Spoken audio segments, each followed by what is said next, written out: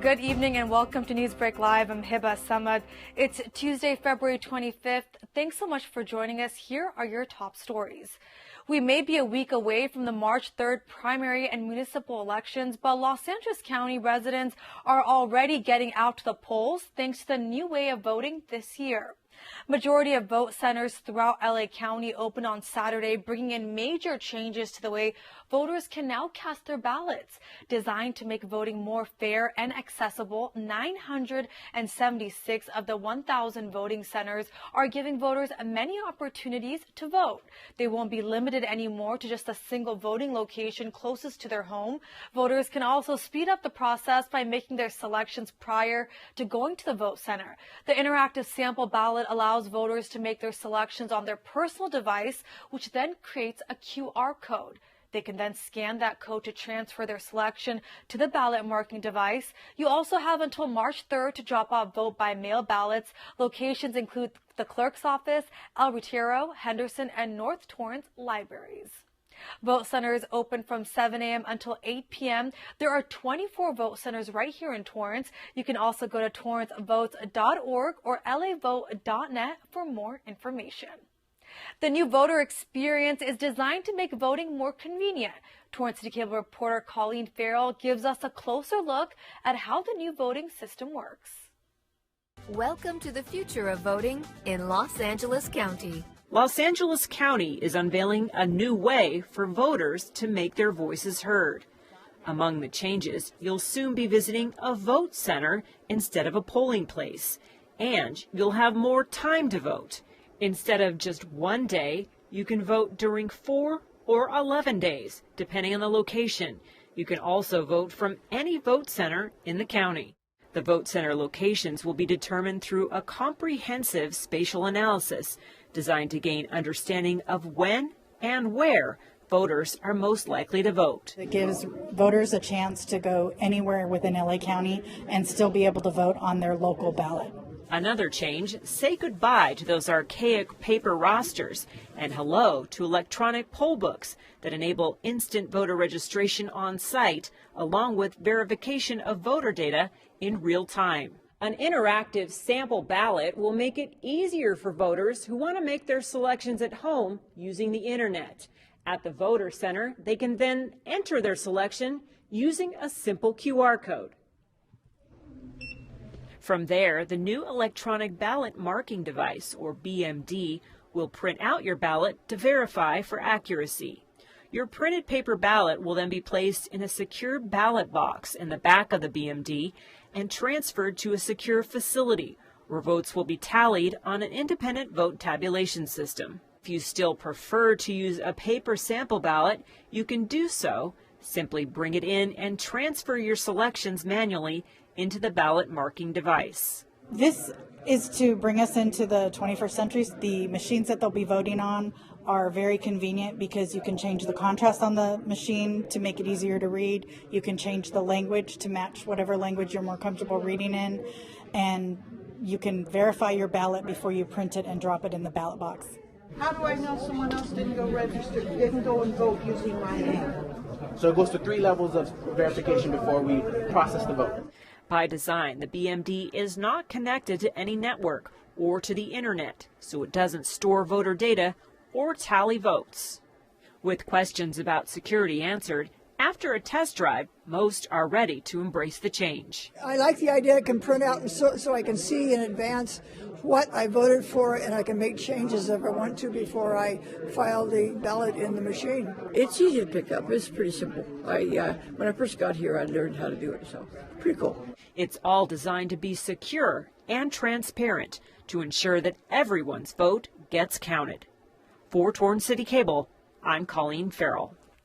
Thanks, Colleen. For the first time, Torrance City Council elections will transition from at-large voting to district-based voting come March. The city consists of 6 districts, and only voters residing in Districts 2, 4, and 6 will be asked to vote in this year, with the second phase happening in 2022 in Districts 1, 3, and 5.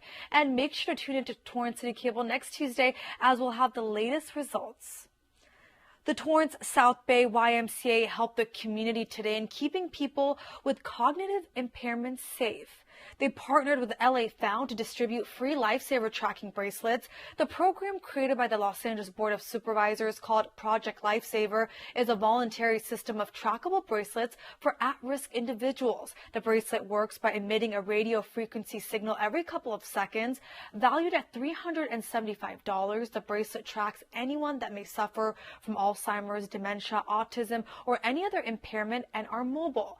When an individual goes missing, the Los Angeles County Sheriff's Department deploys a specially equipped team to assist with search and rescue. Attendees at the event say the bracelet gives them an extra peace of mind about their loved ones. We came down to pick one up for her. She has absolutely no safety awareness and easily gets distracted. We recently started volunteering at our church, part of our hospitality team, and it's made her very friendly. And so whenever she sees anybody, she goes running up to them to say hi and hello and gives hugs. And it's made us a little more leery of her now because she tends to kind of just take off after people. If somebody goes missing and you report them, we know that within an hour, maybe they're at a 3-mile radius, they're able to triangulate the location based off of the tracking device. Attendees had to bring a government-issued identification for the participant and the authorized representative, caregiver, power of attorney, conservatorship, or healthcare directive, and participant's birth certificate if he or she is a minor. 60% of individuals with Alzheimer's and 49% of children with autism will wander and go missing at some point in their lives. To learn more about the project, head to lafound.lacounty.gov. Your commute this week may be slower than usual due to road closures. 182nd Street will be closed at Crenshaw Boulevard, and the 405 northbound on off-ramps on 182nd will be closed. Crenshaw Boulevard will be reduced to 1 lane in each direction on both Crenshaw and 182nd Street. Major delays are expected. City staff said they're resurfacing 182nd Street and Crenshaw Boulevard. It's part of the residential and arterial pavement improvement project. It's designed to maintain and preserve treatment to existing asphalt paved roadways.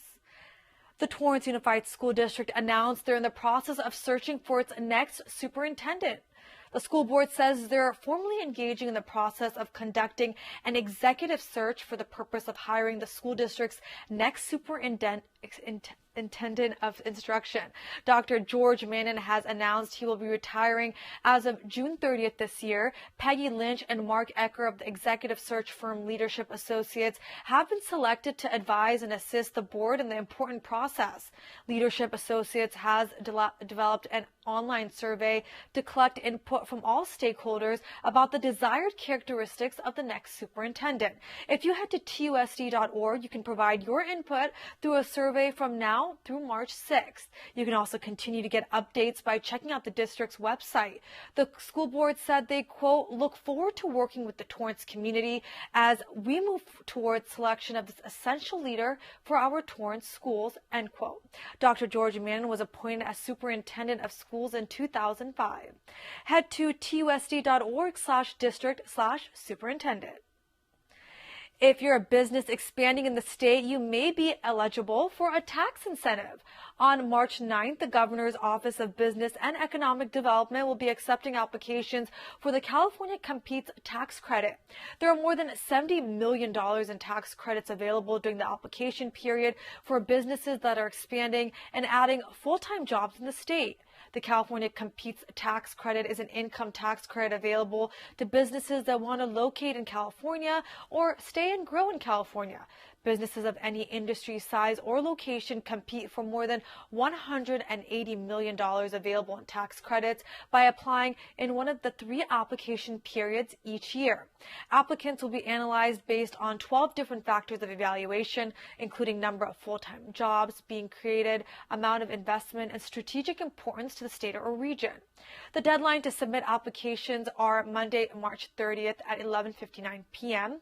Businesses interested in learning more about the CCTC can participate in free application webinars at business.ca.gov. While Torrance isn't hosting any workshops for this funding period, you can still reach out to the city's Economic Development Department. The Governor's Office of Business and Economic Development serves as the state of California's leader for job growth and economic development efforts. Torrance Bakery continued its annual tradition today of celebrating with sweet treats for Fat Tuesday. It's only once a year the Torrance Bakery sells the delicious king cake. Torrance Bakery staff worked around the clock to celebrate the holiday by creating these cakes. More than 300 were made this year. They use an authentic king cake recipe passed on to them from one of the best-known king cake bakeries in Picayune, Mississippi. It's made from dough that is filled with cinnamon and it's then iced with the Mardi Gras colors. Today is a day people feast before the season of Lent in the Christian faith. King cake is a traditional food known for its shape as a circle and a plastic baby inside it, representing Jesus. Whoever gets the baby, they're responsible for hosting next year's Fat Tuesday party and bringing the cake. Torrance Bakery plans to sell hot cross buns tomorrow for Ash Wednesday.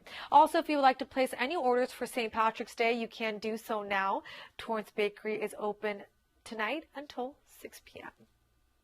And speaking of sweet treats, IHOP also is serving up their special pancakes for free today. Yes, you heard that right. IHOP is celebrating National Pancake Day by giving away free short stacks of buttermilk pancakes today nationwide. The 15th annual free pancake giveaway is from 7 a.m. to 7 p.m. No purchase is necessary to get the free pancakes, and the offer is for dine-in only and limited to 1 stack per person. During the day, donations will be accepted, and guests can give by check, cash, or by purchasing a wall tag at the restaurant. Donations benefit Children's Miracle Network Hospitals, Shriners Hospitals for Children and Leukemia, and Lymphoma Society. This year, in addition to a free short stack, customers can enter a contest to win $250,000 prizes, including free pancakes for life. IHOP has raised more than $30 million for charity since it started the day in 2006. There is one IHOP in Torrance located on Crenshaw Boulevard at the Torrance Crossroads Plaza. It was an inspirational day at El Camino College. Today, students and staff gathered to celebrate Black History Month with some very special guests. Those in attendance soaked up history from the Montford Point Marines, the first African Americans to integrate the United States Marine Corps back in 1941. The Black History Month luncheon took place at the East Dining Room. Among the laughter, the Marines remembered the adversity they faced throughout their time in the service and encouraged the audience to never give up.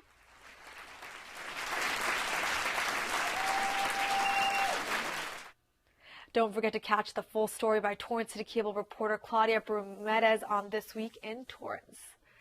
The City of Torrance is asking the public to provide input on developing a Torrance homeless plan. The Torrance Social Services Commission will hold 3 listening sessions where the public is invited to share their experiences and perceptions of homelessness in Torrance and how the city might strengthen its response to address the issue. The first meeting will take place this Thursday at 6 p.m. at the Torrance Council Chambers. Each session will be 1 hour and specific questions will be asked that will help inform the development of a homeless plan. The City of Torrance recently was a host site for the 2020 Greater Los Angeles Homeless Count. The public is asked to RSVP their participation to Social Services Commission at torranceca.gov. A local business in Torrance is giving away a gift in the name of love. There are 4 more days to submit a form to win a hearing aid by the South Bay Hearing located on Sepulveda near Ward Street. It's part of their Valentine Hearing Aid giveaway, giving people the opportunity to nominate someone who is struggling with hearing loss a free pair of hearing aids. The winner will be selected in March. Officials from the business say there are steps people can do to protect their hearing. First is to get your hearing tested regularly, starting at age 50. Protect your hearing in your teens and 20s. Also to catch it early and treat it. Treatment is critical to maintain both the quality and quantity of nerve connections to the brain. To participate in the giveaway, head to southbaycompetition.com. Now let's get to the weather. Today was sunny with a high of 75 degrees and an expected low of 55 tonight. Then tomorrow it will be sunny again with a high of 74 degrees. And on Thursday it'll be partly cloudy with a high of 80 degrees and a low of 60.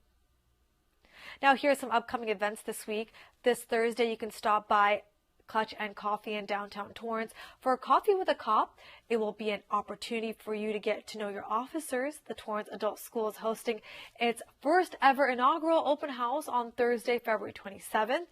Stop by between 11 a.m. to 1 p.m. or 5 p.m. to 7 p.m. to check it out.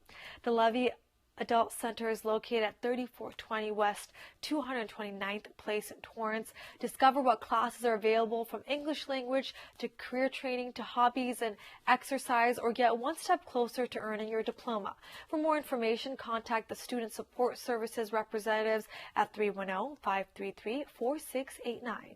Then this Saturday, you can work to preserve the Madrona Marsh from 8:45 a.m. to noon. You can assist in removing non-native plants, replace them with locally grown native plants, and pick up trash left at the preserve. It's open to all ages. Well, in just 2 minutes, Ivy Daulo from the Los Angeles Regional Census Center will share how important it is to participate in the United States Census and everything you need to know. We'll be back in just a few. My mother was always very familiar with her neighborhood, but one day she stopped at the stop sign for much longer than usual, and she didn't know whether she should go forward or turn, and she wasn't even really sure where she was at. It was very unsettling for her. I felt so much better after my son told me, "Mom, I don't want you to worry or be afraid. I'll be there for you, and we'll figure it out." Yo, Scott. Hey. I'm heading out, man. You want to ride? No, I got my car, but I actually really need to go to the bathroom. Oh, you know what? I was just in there. The line is like 10 people long. You know, I think I'll just...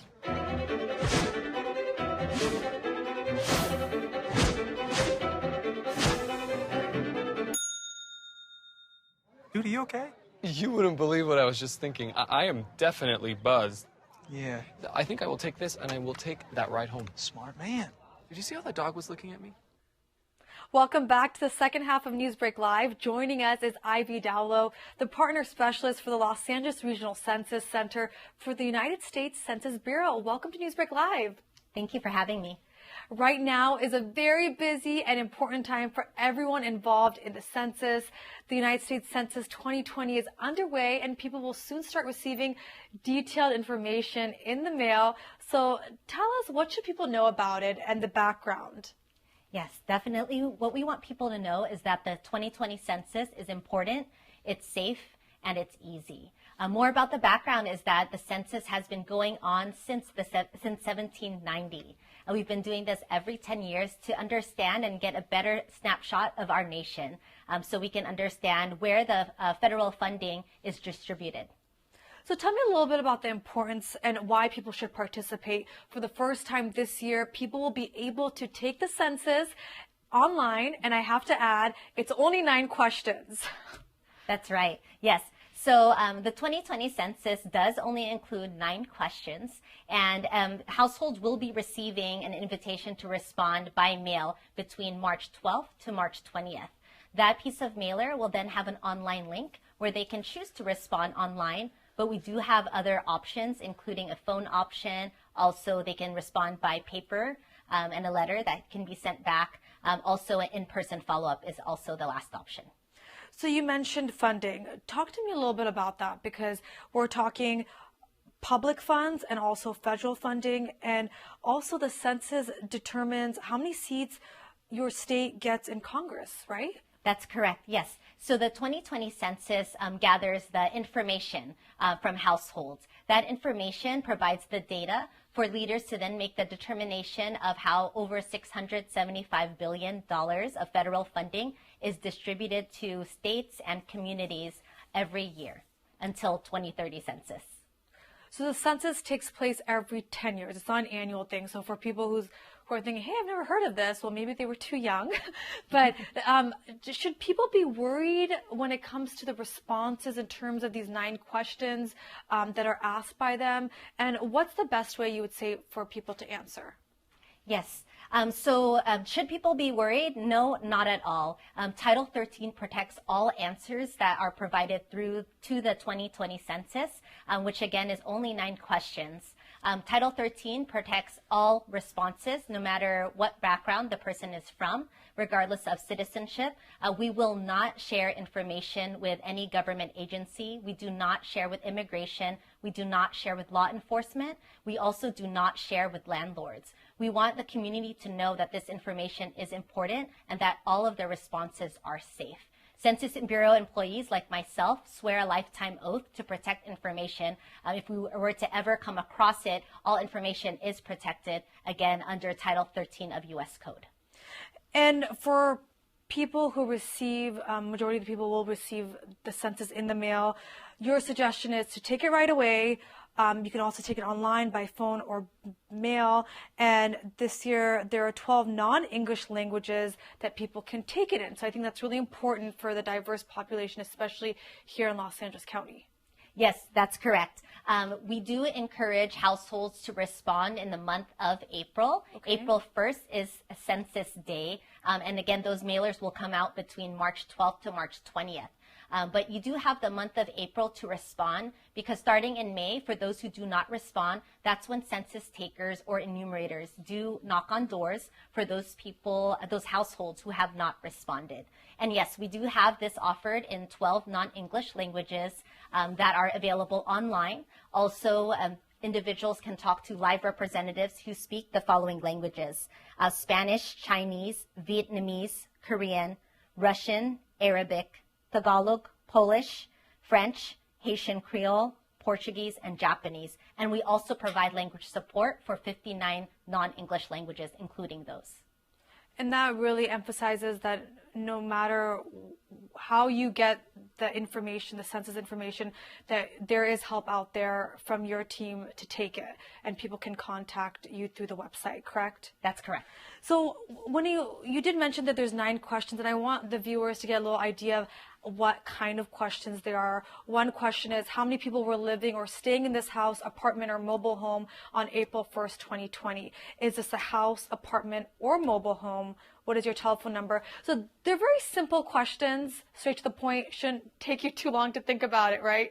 Yes, that's right. Actually, it's only about 10 minutes to do this questionnaire, which is even shorter than this segment. We want people to know that this is easy to do. Again, it's safe. And it's very important for our community. So simple 9 questions for each household. And of course, every person after, there is 7 questions. But again, they're all very simple.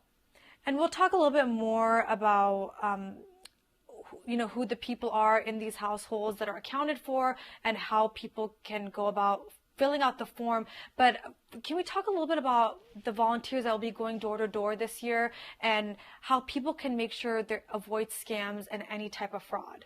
Yes, definitely. From the Census Bureau, what we do want to emphasize is that all people who are working with the Census Bureau are the ones who swear that lifetime oath to protect information. So everyone who is going actually are not volunteers. They are census enumerators and census takers who will only go to households that do not follow up. If there are volunteer efforts that are out there, it is not from the Census Bureau. It could be from community organizations. But what we do want the community to know is how to identify a census worker. If they are to come to their door in May or later, we do want them to look for the following. Individuals can look for the official census ID badge, which has a Department of Commerce logo on there, the full name of the employee who is knocking on your door, the watermark of the Department of Commerce, as well as their full name. So they can always call a number to check, and all of this is on our website. Anytime someone knocks on your door, please ask for that information. It is okay to ask for that information. We want everyone to feel safe when it comes to the 2020 census. Also, please know we will never send out any emails in regards to the 2020 census. All correspondence is sent through official mail to each address. So we do not send emails in regards to filling out the 2020 census. And employees and volunteers will also never ask for any personal information, social security, credit cards, just a reminder. Correct. Census Bureau employees do not ask for that information. They do not ask for Social Security, do not ask for credit card information, do not ask for bank account information. We only will ask the questions that appear on the 2020 Census questionnaire. So you did mention April 1st is Census Day, just another day to emphasize how important it is to participate in the census. Talk to me about what it means when you say count everyone who's living in your home. So when it comes to babies, maybe college students, can you differentiate all of the types of people that might be counted towards this? Yes, definitely. We want to make sure that everyone is counted once and only once and in the right place. So we understand that there could be multi-generational households. We want every single person to be counted there. I want to emphasize what I mentioned earlier, that we do not share information with law enforcement. We do not share information with landlords. We want to count everyone, no matter the age. If they are just 1 day old as of April 1st Census Day, or they are 100 years old, maybe they are living on your couch, or they are living in a back house. Whatever else it is, if they live and sleep there most of the time, they are to be counted on the 2020 census at your address. On the online questionnaire, they can list many of the people who live there, up to 99 people on the online questionnaire. But of course, the same goes by with the phone. So when it comes to college students, each university may have a different way that they want to operate. So if a person lives on campus, they are most likely going to be included because their university has already corresponded with the census to provide the student information for the count every 10 years. Other universities may opt to have the Census Bureau questionnaires to go individually to each student who lives on campus. So we encourage students to make sure that they know how their campus, what they have decided on, because they are to be counted where they are as of April 1st, 2020. In regards to children 0 to 5, this actually was an estimated of 5% of children 0 to 5 were missed in the 2010 census. So this is a big population we want to make sure people know to include, no matter how old that baby is, because for the next 10 years, this is the data that will help determine funding for things like schools, for hospitals. So we want the communities to be prepared, and having an accurate data and accurate count will help do so. And Ivy, all this information is online at 2020census.gov. And before we go, I do want to mention that people, besides just taking the census, they can actually apply for a part-time job. So if you can tell me quickly, here in Los Angeles County, the application process is underway. They can go to 2020census.gov/jobs for more information. But what are the positions? How are people qualified for this? Yes, we have a variety of positions, and the majority of positions we do have openings for are our census takers or our enumerators. So the in-person follow-up that I mentioned that begins in about May, we do need to hire people who can do these efforts. And of course, we are also looking for bilingual or multilingual candidates. So going to the website, 2020census.gov/jobs, all individuals need to do is to create a profile, start and complete that application, and to complete the assessment questions. That in itself may take about 30 minutes to do. These jobs offer excellent pay. Majority of these positions pay $25 an hour for the enumerator positions. These are flexible hours that fit your own schedule. Also, training is paid for, and these are temporary jobs to help your community. So we do encourage individuals to put in their applications today. And they can find out their application status online once they make a login as well. Yes, that's correct. Ivy, thank you so much for sharing all this information about how important it is to participate in the census. Thank you so much. Have a great night. You too. And as I mentioned, if you need more information about what we just discussed on this segment, you can go to 2020census.gov. Also, it will be officially underway. You will get information sent to your house from March 12th through the 20th. Now, while that does it for NewsBreak Live, if you have news or video that you'd like to share, please email us at newsbreak@torranceca.gov. Also, if you missed any portion of the show, you can catch it all on Torrance City Cable's YouTube page. City Council is back on the dais. We'll see you next time. Have a great night.